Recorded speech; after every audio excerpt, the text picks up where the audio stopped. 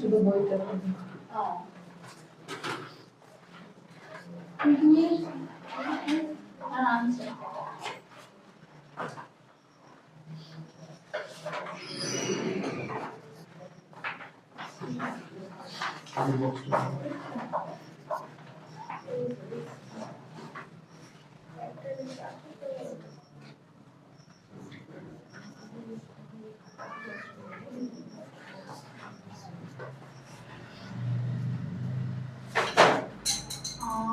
মানলো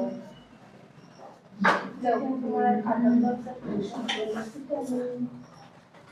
এইখানে সবাই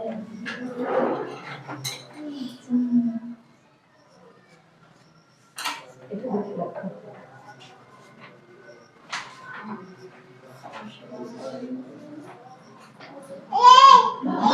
ইস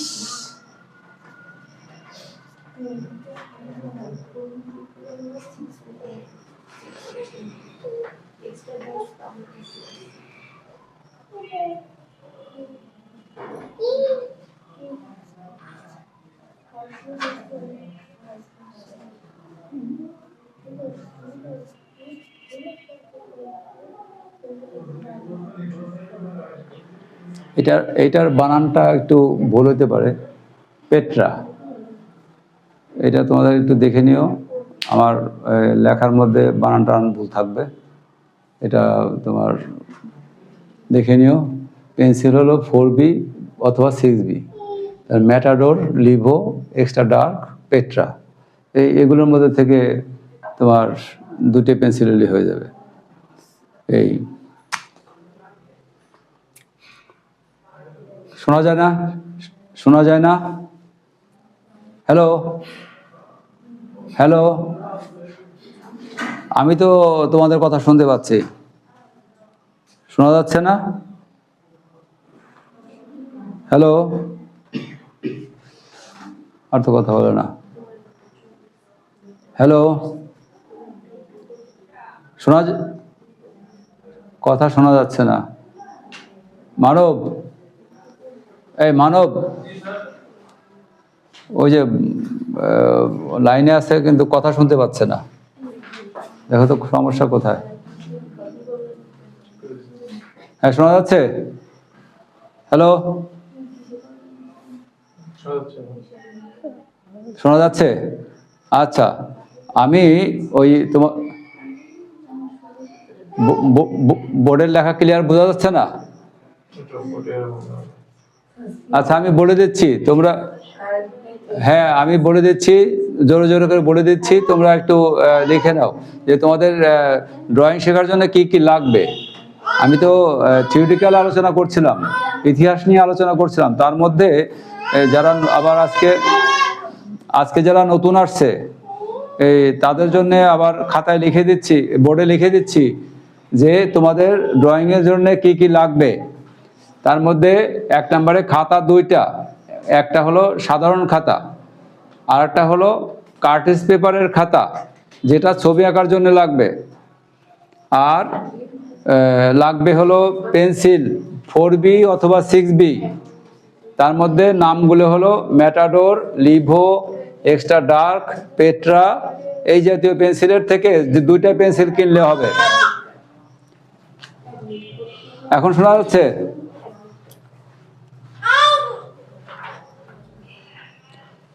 আচ্ছা, 3 নম্বরে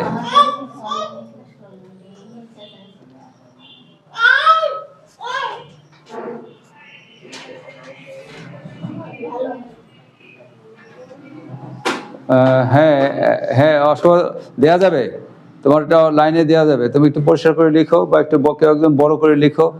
তুমি তো লিখছো, লেখো, এটাই ছবি তুলে হতে পাঠা যেত। এই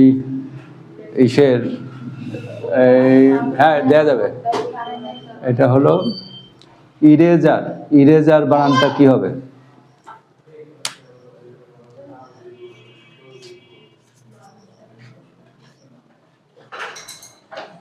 জে বা জেড? ইরেজার মানে রাবার। No.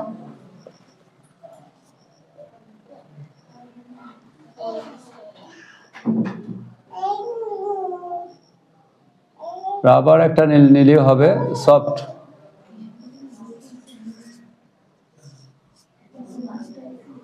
একটা সফট রাবার নিলে হবে। এই খাতা, পেন্সিল আর একটা রাবার, এই এই লাগবে। আর হলো তোমার হ্যাঁ সফট অথবা নন ডাস্ট।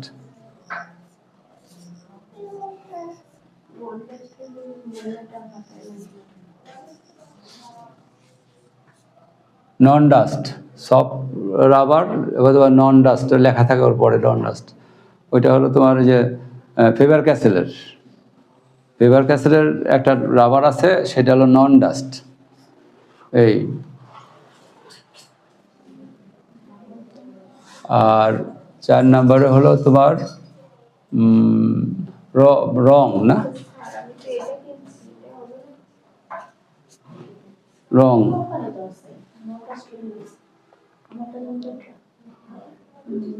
মানে নন ডাস্টটা দিচ্ছি হলো যে এটা সবচেয়ে ভালো এই আর কি, মানে কাগজ নষ্ট হয় না।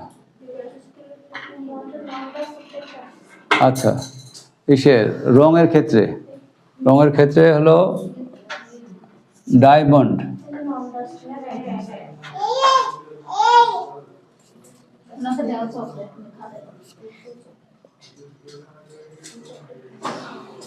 ডায়মন্ড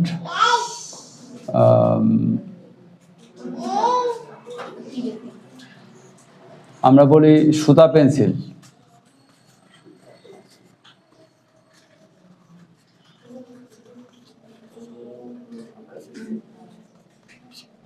আমরা বলি সুতা পেন্সিল। সুতা উঠালে পরে কালারটা বেড়ে। এটার একটা প্যাকেটে তোমার 12টা কালার থাকে। তার মধ্যে একটা কালার আছে ফেস কালারটা লাগে না, চেঞ্জ করে নেওয়া যায়। অন্য যেটা বেশি লাগে, কালোটা বেশি লাগে, সবুজটা বেশি লাগে, লালটা বেশি লাগে, এগুলো চেঞ্জ করে লুজ কেনা যায়। এটা চায়না পেন্সিল, নাম হলো ডায়মন্ড। আর তোমার এটা সুতা পেন্সিল আমরা বলি। এই পেন্সিল দিয়ে তোমার কালার করা যাবে এরকম। আর হলো 5 নম্বরে হলো লেখা হচ্ছে না,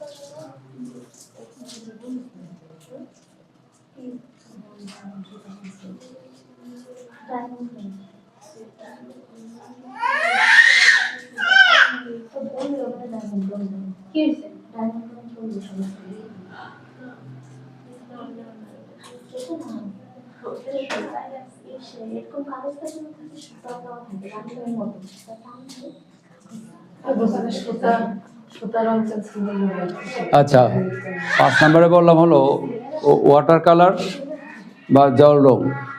এটা একটাই কালার যেটা কিনলে বেশি ভালো হয়, এগুলো ক্যামেল কোম্পানি ইন্ডিয়ান। ওই ক্যামেলের একটা ওয়াটার কালার কিনলে ভালো হবে। অবশ্যই তোমরা চায়না কিনবে না, কারণ চায়নার ভিতরে তোমার তেল দিয়ে ভরা থাকে, ফলস, এবং রংটা হলো তোমার বেশি কাঁচা এরকম। তো এটা ইন্ডিয়ান কালারটা, এইটা কিনলে বেশি ভালো। এর সাথে কি কি লাগবে প্লাস একটা হলো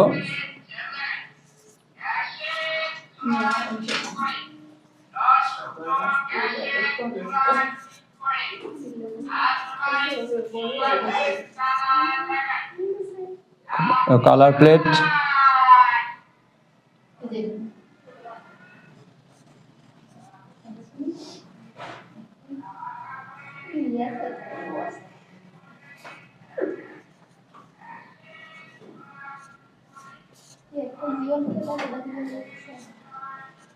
একটা প্লেট লাগবে রং গোলানোর জন্য,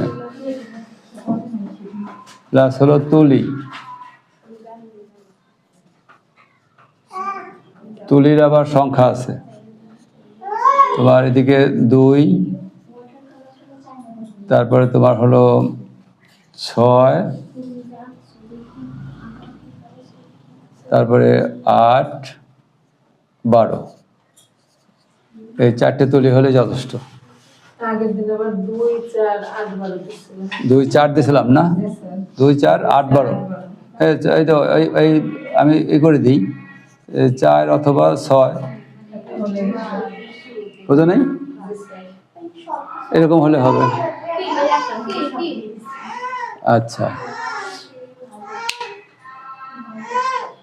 তুলির আগে লেখছি হলো প্লেট, মানে কালার প্লেট, রং রাখার জন্যে পানি দেওয়া মিশানোর জন্যে একটা কালার প্লেট পাওয়া যায়, যে কালার প্লেট এইটা হলো তোমার লাগবে।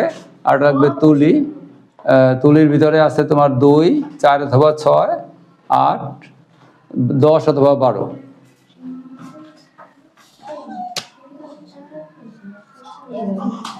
অথবা 12 এই 4টে তুলি, এই 4টে তুলি লাগবে। তো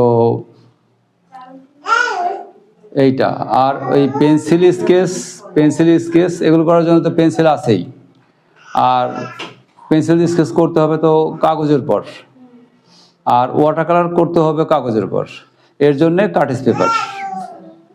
ঠিক আছে, তো কার্টিজ পেপারের খাতা পাওয়া যায় 2-3 রকম। একটা আছে ছোট, আর একটা আছে A4 সাইজ, মানে একটা কার্টিজের 4 ভাগের 1 ভাগ। A4 সাইজ কিন্তু ওই কার্টিজের 4 ভাগের 1 ভাগ না, এটা হলো A4 সাইজ হলো যেটা আমাদের কম্পিউটার পেপার। এইটা হলো A4 সাইজ। না, আমি A4 সাইজ এটা বলছি না, আমি বলছি ওইটা বলছি A4 সাইজ। A4 সাইজ ওটা কম্পিউটারের যে শিট, ওই শিটের সাইজ। আর কার্টিজ পেপার যেহেতু মাপে বড়, কাজেই এটার 4 ভাগ করে 1 ভাগ নিলে এরকম সাইজ হয়। তো তোমাদের এখানে জমা দেওয়া লাগবে, এটার ইনস্টিটিউটে জমা দেওয়া লাগবে হোমওয়ার্ক হিসাবে, যেটা তোমাদের নাম্বার আছে, এই নাম্বার আছে, এইটাতে জমা দেওয়া লাগবে হলো ড্রয়িং জমা দেওয়া লাগবে, তারপরে কম্পোজিশন জমা দেওয়া লাগবে, তারপরে তোমাদের এর উপরেই তুমি ওই ভাস্কর্য এরপর সেট করে, তার ভাস্কর্য সেট করার পর তোমার নাম, তোমার কোড নাম্বার এগুলো লিখে এটা জমা দেওয়া যায়। কি বুঝতে পারছো? জমা দেওয়া লাগবে। হাতের কাজ যেটা করবা, তোমার ওই যে কারুশিল্প করেও এর সাথে সেটিং করে লিখে জমা দেওয়া লাগবে। তো এই জন্যেই এই কার্টিজ পেপার তোমাদের লাগবে এইটা। আর একটা নর্মাল খাতার জন্য বললাম যেটা, সেটা হলো তোমার এই যে নোট করছো, এই যে তোমার একটু রাফ করলে বা এই পুরোনো লেখা কাগজ তার উপরে তুমি প্র্যাকটিস করলে, পেন্সিলের প্র্যাকটিস করলে, এরকম। তো এইটা তোমাদের লাগবে। তো আপাতত এইটা তো এখন দেখা যাচ্ছে, তুমি এইটার একটা ছবি তুলে এটা লাইনে দেয়া লাগবে। হ্যাঁ, এটা ওরা বলছে আমাকে যে স্যার, না বোর্ডে আর কিছু লেখা নেই, এটাই শেষ। আচ্ছা, ঠিক আছে। এইটা তো এখন এইটা তোমাদের হলো একদম পুরা যতদিন ক্লাস করবে এখানে আর বাসায় সবার জন্য সবসময় তোমাদের এটা লাগবে। ইভেন তোমাদের ফ্যামিলিতে বাচ্চাদের জন্য এটা লাগবে। এই তো যেটা আলোচনা করছিলাম আমরা, এটা তো গেল হলো আমার ড্রয়িংয়ের ক্ষেত্রে বা প্র্যাকটিক্যালের ক্ষেত্রে যেটা লাগবে সেইগুলোর কথা বলা হলো এই ধরনের। এখন আমরা যেটা আলোচনা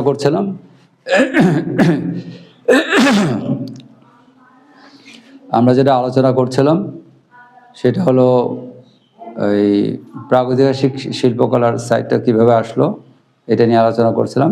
তো ওভাবেই কিন্তু এটা শেষ হয়ে গেল। ওই যে গুহার ভিতরে শিল্পকলা আসলো কিভাবে, ওই যে প্রথম প্রশ্নটাই শিল্পকলা কি এবং এটা কিভাবে আবিষ্কার হলো বা এটা কি বোঝায় ধরনের। তো এখন ওই গুহার ভিতরে ওরা যে সমস্ত প্রাণীগুলো করছে, মারছে, ওরা খাইছে বা মারছে বা করছে প্রাণীগুলো, হঠাৎ একদিন ওই আদিম মানুষ একজন দেখে এই গুহার থেকে চিৎকার করে বাইরে দৌড় দিচ্ছে, তার দেখা দেখি সবাই প্রায় দৌড়ে বেড়াচ্ছে, সর্দারও বেরিয়ে গেছে। তারপর জিজ্ঞেস করছে কী হয়েছে, কী দেখেছে, কয় ওর ভিতরে বিশাল আকারের একটা ষাঁড় গুহার ভিতরে। আমরা কেউ ষাঁড় দেখলাম না, এতগুলো মানুষ, আর তুমি ষাঁড় দেখলে কী হবে, কয় আছে। তখন সর্দার ধরে নিয়ে আসে এবং সবাই তীর ধনুক সরকি টরকি ফলা টলা এগুলো সব নিয়ে ঢুকছে।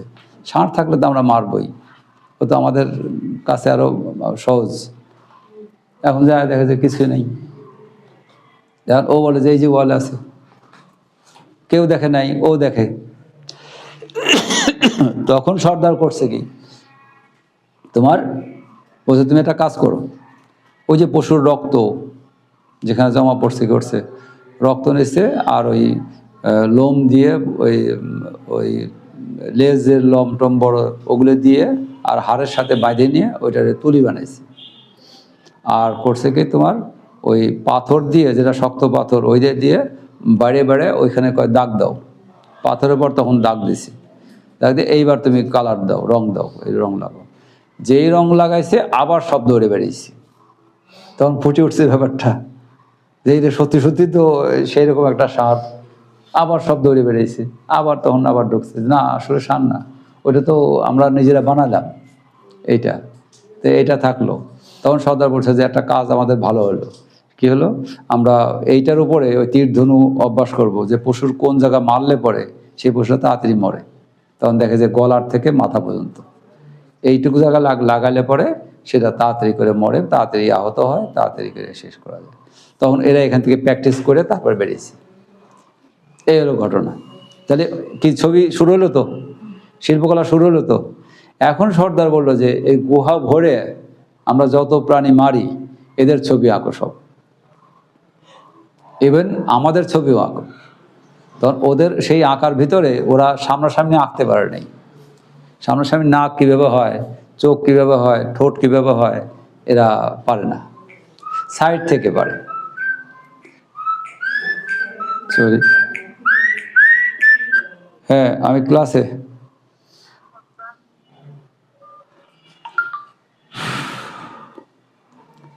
ওই ওরা সাইড থেকে আঁকতো, সাইড থেকে আঁকলে পরে ওইটা তোমার শেপটা চেঞ্জ হয়ে যাচ্ছে, কিন্তু ফ্রন্ট তো ওরা পারে না।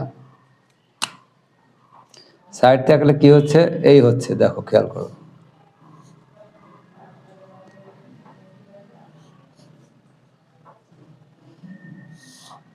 এই হচ্ছে, এই হচ্ছে, এই হচ্ছে চুল, এই গলা, আবার বুকটা দিচ্ছে এইভাবে। তাই বুক কিন্তু সামনের থেকে আসলো, হাত এ পাশে গেল, এই হাত এ পাশে গেল, পা এভাবে গেল, কিন্তু ওইদিকে চলে গেল মুখ। এই মুখ সামনের থেকে আর রাখতে পারে না। ওরা এইভাবে আঁকতো, এই ধরনের, এই চোখটা এইভাবে আঁকতো।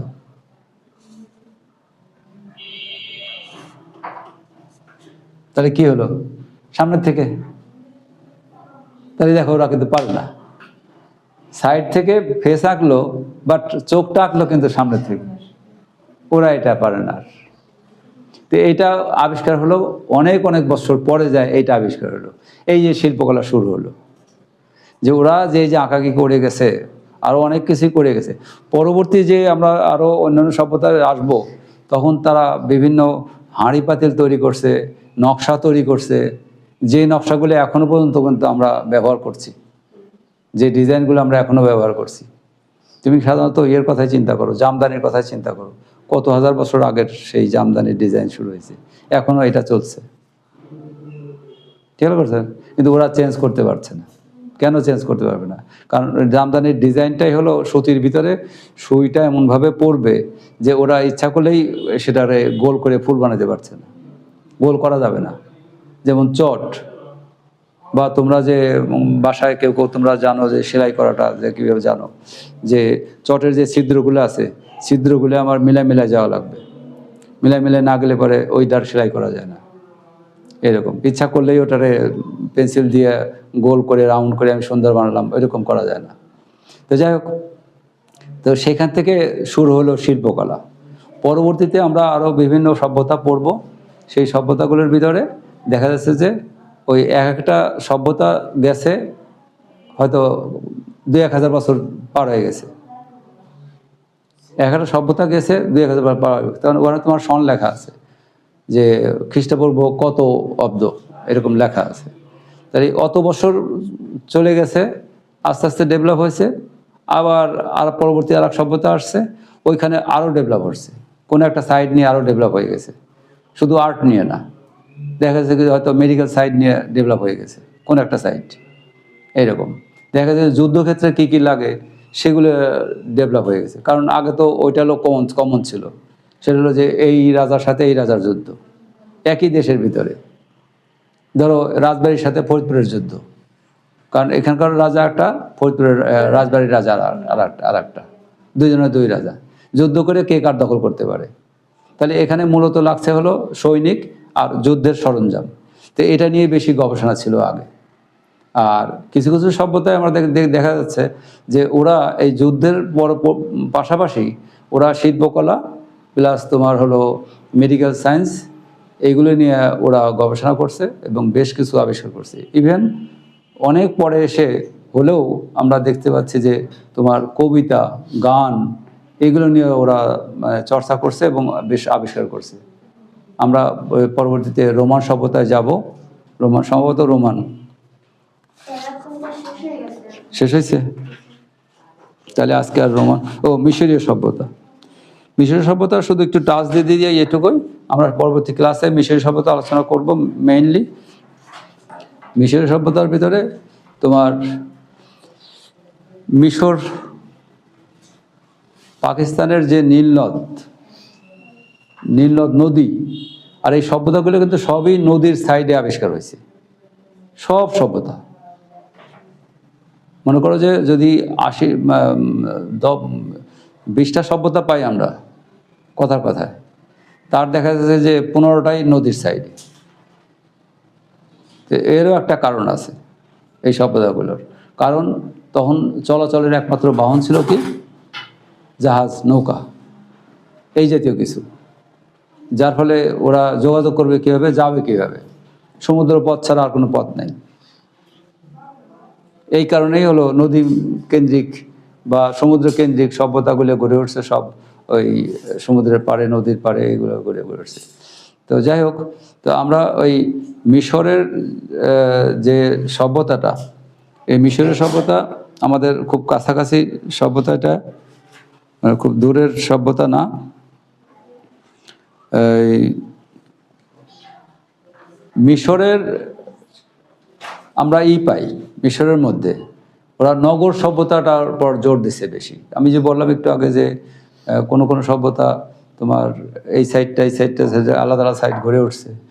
এইখানে দেখা গেছে কি আধুনিক নগর পরিকল্পনা কিভাবে হবে, ওরা আবার কিছু জিনিস ড্রয়িং করে গেছে।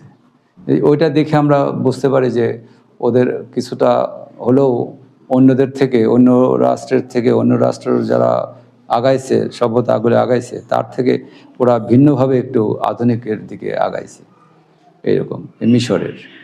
আবার মিশরের আর একটা সাইড যেটা তোমরা জানো সবাই, সেটা হলো যে পিরামিড।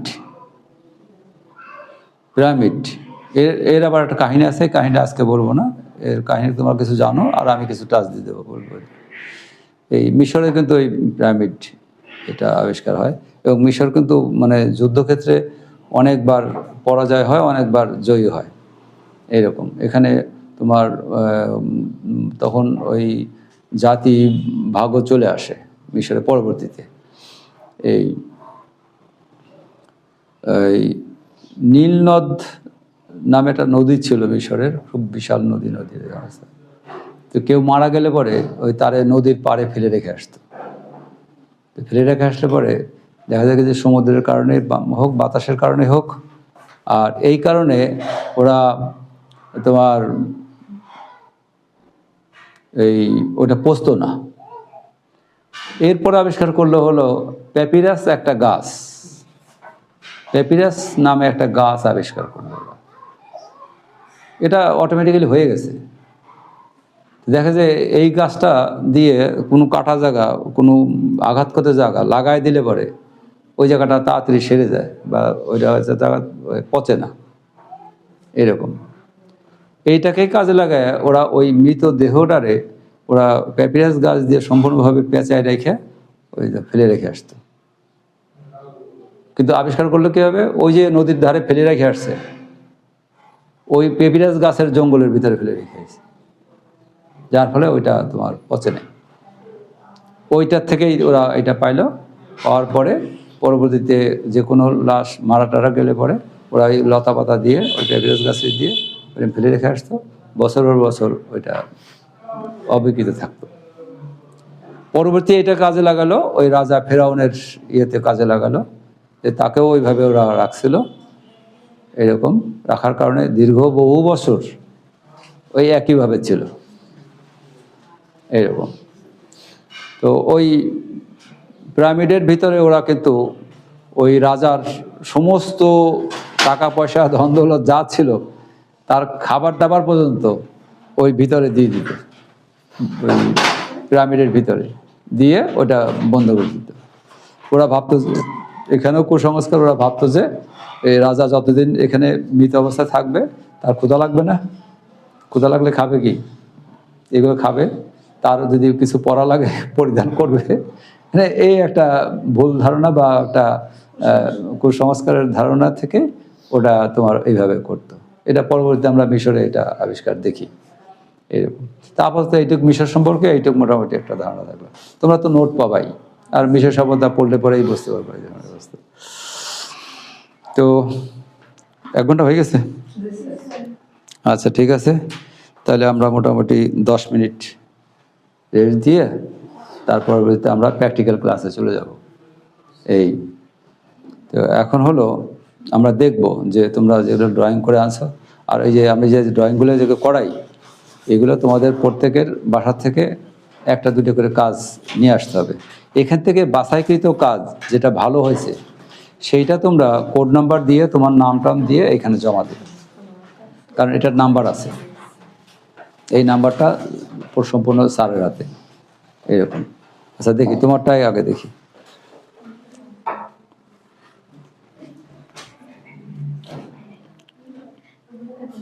দেখো এখান থেকে তুমি গোল করে এভাবে নিয়ে আসছো, তাই না?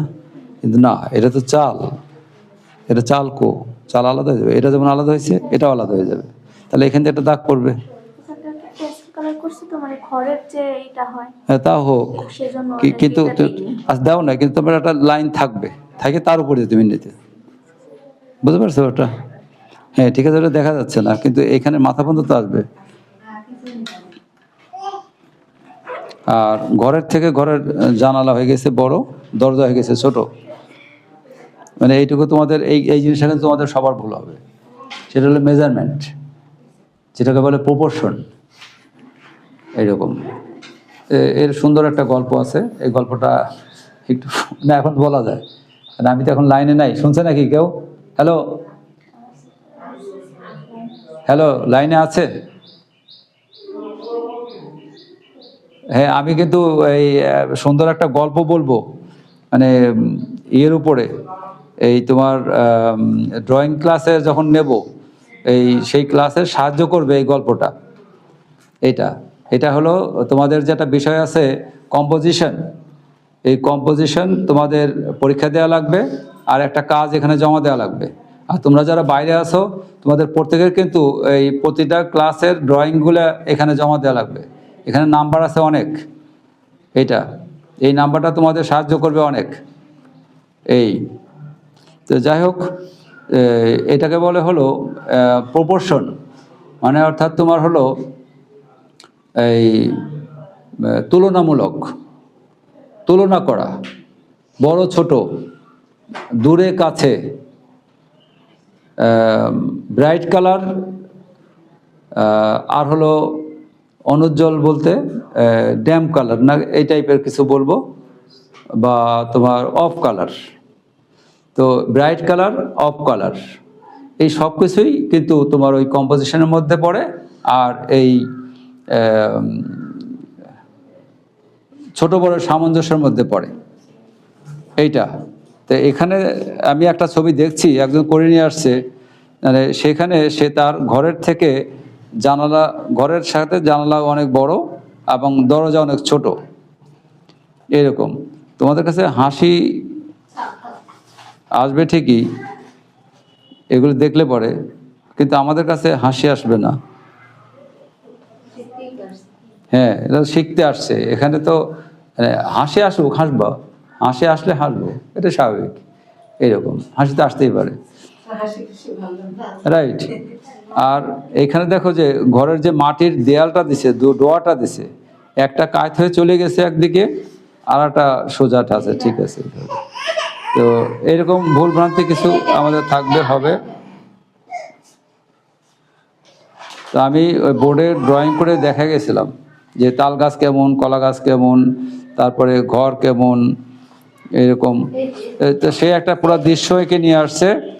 দৃশ্যের মধ্যে খেজুর গাছ আছে, খেজুর গাছের যে হাঁড়ি আছে তাতে খেজুর গাছের মাথা ভেঙে যাবে, এরকম এই অবস্থাটা। তো দৃশ্য আঁকার দরকার নাই, তোমার দরকার ছিল হলো পার্ট পার্ট ড্রয়িং, যে আমি একটা ঘর আলাদা আঁকলাম, একটা গাছ আলাদা আঁকলাম। আমার না, ওই এটা এটা এটা আর করবো না, এটা করার আমার পরে করব, একদম এই দিয়ে করবো, আরও শিখিনি। তুমি এখন করবা যেটা, সেটা হলো যে সবটাই আলাদা আলাদা। আমি একটা গাছ করব, আমি একটা তাল গাছ করব, আমি একটা ঘর করব, তারপরে আমি একটা প্রাণী করব, বা এই জাতীয় কিছু করব, যেটা সম্পূর্ণ আলাদা আলাদা থাকবে। আচ্ছা, ঠিক আছে। তারপরে তুমি করছো কাজ, যে করছো, সময় পাইছো, বাসায় করতে দিছে, এটাই অনেক কিছু। আচ্ছা, এই যে আরেকজন করে নিয়ে আসছে স্কেল দিয়ে। স্কেল ব্যবহার করা যাবে না হাতে, স্কেল ব্যবহার করা যাবে না, হাত দিয়ে করতে হবে, হাত দিয়ে করতে হবে। ঘরের ড্রয়িংটা খুব ভালো হয়েছে, দরজাটা ছোট হয়ে গেছে, এই দরজা দিয়ে মানুষ ঢুকতে পারবে না। আর তাল গাছটার মাথাটা ফুলের মতো হয়েছে, যদিও ফুলের মতো দেখা যায়, কিন্তু এটা বেশিটা ফুলের মতো হয়ে গেছে। আর গাছের মাথা ভেঙে পড়ে যাবে, কারণ গাছটা ছোট, মাথাটা অনেক বড়। আবার যেটা এমনি গাছ করছে, এমনি সাধারণ একটা গাছ, সেটাও একই অবস্থা, গাছের উপরে ফুলের মতো করে রাখছে, গাছটা বিশাল মোটা, উপরে ফুলটা সামান্য। অর্থাৎ গাছের ডালপালা সমস্ত কেটে দিলে পরে নতুন করে পাতা যেমন ছাড়লে পরে অল্প একটু হলেই পরে যেমন দেখা যায়, ঠিক সেরকম। তারপর আমি ধন্যবাদ দেবো যে সে চেষ্টা করছে শেখার জন্যে। বাহ, অনেক কিছু করছে, এপিট ওপিট দিয়ে অনেক কিছু করছে। কলা গাছ করছে, কলা গাছটা একটু ভালো দেখা যাচ্ছে এরকম, যদিও পাতাগুলো কলা গাছের পাতা হয় নাই, তারপরেও আমি ধরলাম যে এটা কলা গাছ। আর খেজুর গাছ, হাঁড়িটা ছোট ঠিকই আছে, খেজুর গাছের পাতাগুলো হয়ে গেছে তোমার কিসের পাতা বলবো আমার মনে পড়ছে না, কিন্তু বডিটা হয়ে গেছে একটু এই, ওইটা যেন কি বলে, এটা যে জাপান যেটা ই করছে, যে গাছগুলো ছোট করে রাখে, কি জন্য নাম আছে একটা, বংশাই। তো এই খেজুর গাছটা বংশাইয়ের মতো কিছুটা হয়ে গেছে। যা খুবই সুন্দর, পটগুলো খুব সুন্দর করছে, খুবই, এই পটটা তো খুবই সুন্দর হয়েছে। কিন্তু এটার মাথাটা দেও নাই কেন, নাকি দিয়েছো? হয় নাই, গোল করে এইখান দিয়ে হবে, এইখান দিয়ে হবে। এই পটটা খুবই সুন্দর হয়েছে, কাপ পিসটাও ভালো হয়েছে, গ্লাসটাও ভালো হয়েছে, গ্লাসটা নিচে একটু লম্বা হয়ে গেছে। এই